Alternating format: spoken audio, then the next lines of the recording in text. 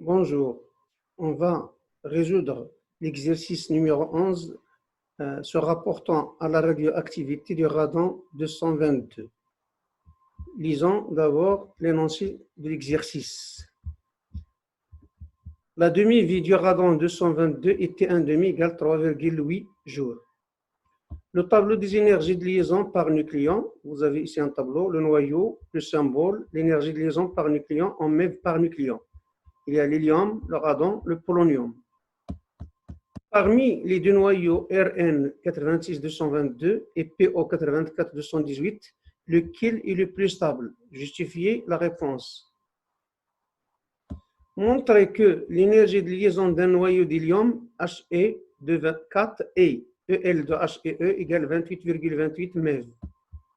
L'équation de désintégration du radion 222 s'écrit Rn 86222, ça donne le PO 84218 plus He de 4, l'hélium. Choisir la réponse juste parmi les propositions suivantes. L'énergie libérée lors de la désintégration d'un noyau du radon 222 est.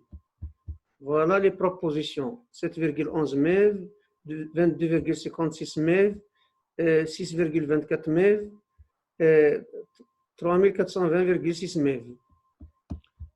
On considère un échantillon de noyau de radon 222 ayant à l'instant t égale 0 une activité notée à 0, inconnue. Trouvez le jour, l'instant de la date T1 à laquelle cet échantillon a une activité A1 est égale à 0 sur 4. C'est-à-dire l'activité initiale est divisée par 4. Et solution de l'exercice. La première question, parmi les deux noyaux, Rn et PO, lequel est plus stable? Justifiez votre réponse. On a vu en cours que le noyau le plus stable correspond à celui dont l'énergie de liaison par nucléon est plus grande. Le noyau le plus stable est celui pour lequel l'énergie de liaison par nucléon est plus élevée. On doit donc consulter le tableau donné. Vous avez ici le symbole et l'énergie de liaison par nucléon. On compare celui qui a l'énergie de liaison par nucléon plus élevée. Ça se voit ici. Le plus stable, c'est 7,73 qui est plus grand. Donc voilà la flèche qui nous indique qu'on a choisi le polonium est plus stable.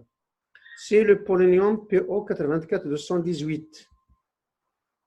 On le place ici. Voilà la réponse de la question numéro 1. On passe à la question numéro 2.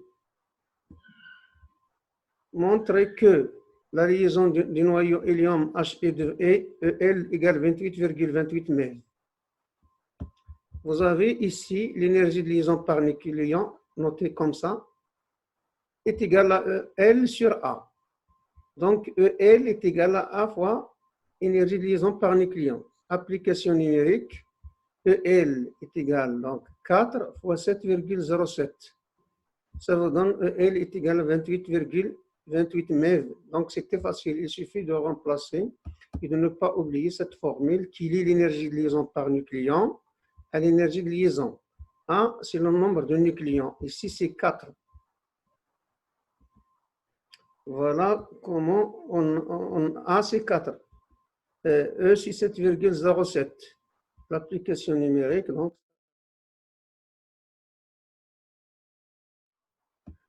L'équation de désintégration du radon 222 s'écrit comme ça. Voilà l'équation. Choisir la réponse juste parmi les propositions suivantes. L'énergie libérée, soit 7,11 MeV, 22,56 MeV, 6,24 MeV, 3420,6 MeV. Donc, il suffit de se rappeler de la formule de l'énergie de liaison libérée. L'énergie libérée, c'est l'énergie de liaison du polonium de 84,218 plus l'énergie de liaison de l'hélium est de 4 moins l'énergie de liaison du Rn 8622. Attention ici, dans le tableau, on a donné les énergies de liaison par nucléon. Donc il faut qu'à partir des énergies de liaison par nucléon, il suffit de multiplier toujours par A. Par exemple, le polynôme ici, on a multiplié par 218, plus 4, parce qu'ici vous avez 4, fois l'énergie de liaison par nucléon de l'hélium, moins EL, c'est-à-dire, attendez, ici, c'est faux, le symbole, je n'ai pas EL, c'est comme ce symbole-là, l'énergie de liaison par nucléon. Donc 222, c'est ça. Application numérique, vous avez des énergies de liaison par nucléon. Donc on va effectuer les calculs. 218 fois 7,73 plus 4 ici, 4 fois 7,07 moins 222 ici, 222 fois 7,69. Et voilà, on trouve l'énergie libérée ici 6,24 000. Il figure parmi les réponses proposées. Le voilà, le voilà. Donc c'est la réponse juste. Voilà. Organiser un peu le travail. Et voilà. La question suivante. On considère un échantillon de noyau de radon 222 ayant à l'instant t égale 0 une activité à 0. Trouvez un jour l'instant t de la date T1 laquelle l'échantillon a une activité A1 égale à 0 sur 4. Donc, la demi-vie, c'est une donnée du radon est 222 et T1 demi égale 3,8 jours. Il suffit d'écrire cette formule. A de T est égal à exponentielle moins lambda T. Formule vie en cours, on doit se rappeler toujours de cette formule. A de T1 à l'instant T1 est égal, on a donné dans l'énoncé, A est égal à 0 sur 4, est égal à 0 exponentielle moins lambda T1. Donc cela veut dire que 1 quart, je vais simplifier ici par A0, ça reste 1 quart égale exponentielle moins lambda T1. Ou encore, en appliquant le logarithme népérien, log népérien de 1 sur 4 est égal à moins lambda T1.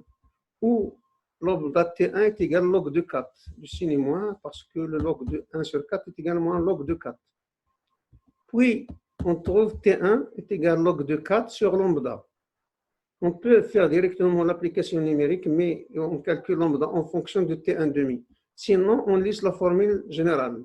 Lambda, on sait que lambda est égal à log de 2 sur T1 demi, ce qui nous donne ce résultat. T1 s'écrit T1 demi log de 4 sur log de 2. N'oubliez pas que log de 4, c'est log de 2 à la puissance 2. Les propriétés de logarithme, donc, c'est l'exposant ici, il vient avant log, il donne 2. Donc, T1 demi fois 2 log de 2 sur 2. C'est log de 2 sur 2, donc ça reste 2 fois T1 demi. T1 est égal à 2 fois T1 demi. C'est normal. On a vu que pendant une période, A0 se divise par 2. Deux périodes, ça divise par 2 une deuxième fois. C'est la loi de décroissance radioactive.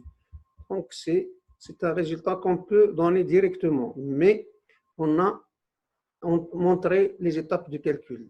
T1 est égal à 2 fois 3,8, ça donne T1 est égal à 7,6 jours. Voilà, donc c'est la fin de la résolution de l'exercice et à bientôt.